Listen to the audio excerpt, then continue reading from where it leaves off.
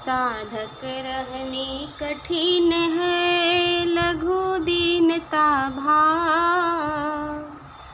संयम शिष्य स्वामी बने, स्वयं शिष्य स्वामी बने, उभय भ्रष्ट दुख पाव।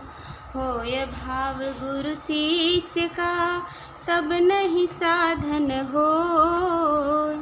याते 12 वर्ष लगी, उपदेशीय नहीं को। साधक का जीवन कठिन है। साधक के अंदर लघुता तथा नम्रता का भाव होना चाहिए। यदि शिष्य स्वयं अपने मन से स्वामी अर्थात गुरु बन जाए तो उसका प्राकृतिक जगत एवं चेतन भूमि दोनों से अधःपतन हो जाता है और वह अत्यंत कष्ट पाता है। जब शिष्य का भाव अपने अंदर गुरु बनने को हो जाता है तब साधन अभ्यास नहीं हो सकता। इसलिए 12 वर्ष तक शिष्य साधक स्वयं साधन कर सद्गुरु आदेश नियम में स्थिर रहकर योग की उच्चतम भूमि को स्वयं प्राप्त करें और तदंतर गुरु के आदेश होने पर ब्रह्म विद्या का उपदेश अन्य जिज्ञासुओं को करें। इस अवधि के पूर्ण बिना सद्गुरु आदेश के उपदेश करना व्यर्थ है। परे भेद है वेद ते, नाचहु योगन साध। प्रकृति ब्रह्म अरु जीव का, वादन जाल अगाध। दैत्यवाद कोई कहे, कोई अदैत्य ही ज्ञान। कोई विशिष्टा दैत्य को, अंशी अंश कोई मान। ब्रह्म विद्या का साधन भेद वेद के वाचक ज्ञान से पृथक क्रियात्मक है। यह चेतन योग, राजयोग, हठ योग, मंत्र योग और लय योग इन चारों प्राकृतिक योगों से भिन्न है। सारे विश्व में अनेक संप्रदाय एवं वाद एवं दर्शन फैले हुए हैं जिनके द्वारा प्राकृतिक ब्रह्म और जीव का भिन्न भिन्न विचार विमर्श उपस्थित किया गया है, जो एक दूसरे से पृथक और विरोधी मत रखते हैं। ये सभी वाद एवं विचार मन बुद्धि के आधार पर कल्पना के सहारे निर्मित है। सत्य ज्ञान के अनुभव नहीं होने से ये सभी वाद आपस में विरोध रखते हैं। ए चहुवादन में भोले, समझे तत्व न गूढ़। गोप्य भेद चारों परे, मिले संत जो रूढ़। धोखा चारों वाद में, समझो विज्ञ प्रवीण। तर्क युक्ति निर्णय करो, गहो मार्ग कालीन। दैत्यवाद, अदैत्यवाद, विशिष्टादैत्य और युद्धादैत्य, ये चार भिन्न आचार्यों द्वारा प्रतिष्ठित हुए हैं और ये सभी आज से 2,500 वर्ष पूर्व के अंदर उत्पन्न हुए हैं।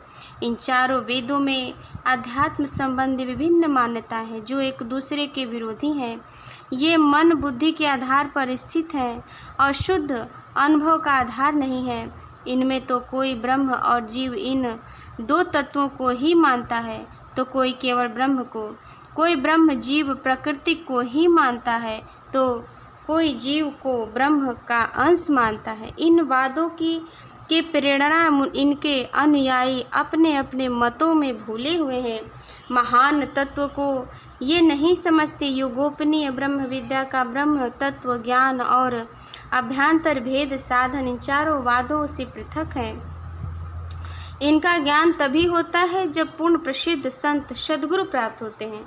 ग्रंथकार सद्गुरुदेव स्पष्ट अधिकार पूर्ण शब्दों में बुद्धिमान विद्वजनों से कहते हैं कि हे चतुर विद्वानों, इन चारों वादों में धोखा भ्रम है, क्योंकि इनमें से कोई भी चेतन अनुभव के आधार पर एवं तर्क संगत नहीं है।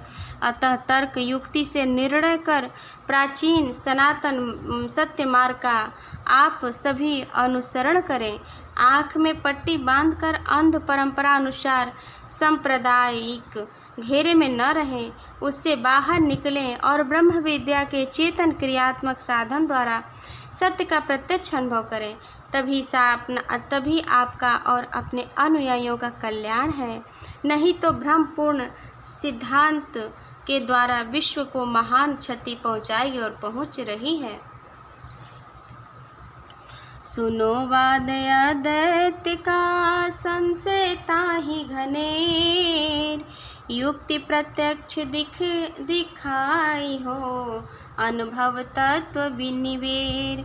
वस्तु अविद्या कोई नहीं पुरुष न बंधन मान, बंध योग अवस्तु में असंभव सो जान।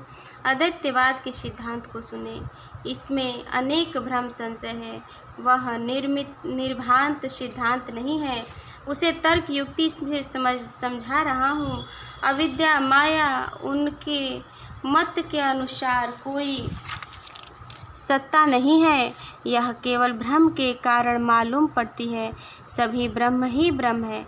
सर्व खलिविंद ब्रह्म नेह नान्यस्ति कश्चन।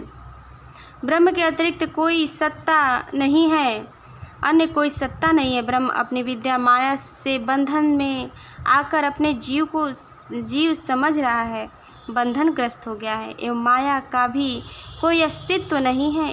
उसके द्वारा बंधन का योग कैसे बन पाएगा, यह कथन नितांत असंभव है एवं बल बुद्धि पर आधारित है। अतः तर्क युक्ति और अनुभव साधन के द्वारा सत्य तत्व ज्ञान का निर्माण करें। संप्रदाय के कट्टर एवं संकीर्ण घेरे में पड़े रहकर अंधानुकरण न करें। वस्तु या विद्या जो कहो हो ये सिद्धांत की हानि, ब्रह्म भिन्न अद्वैत में मिथ्या ब्रह्म जगमानी। सत्वा सत्य दो रूप में ताहि मानिए जो, बिनु प्रीति अस वस्तु को माननीय नहीं होय। अनिवार्य तुम भास हो ताहि देव परमान, परमान परमेय हो बिन प्रमाण भूल ज्ञान। प्रेम से बोलिए सद्गुरुदेव भगवान की जय।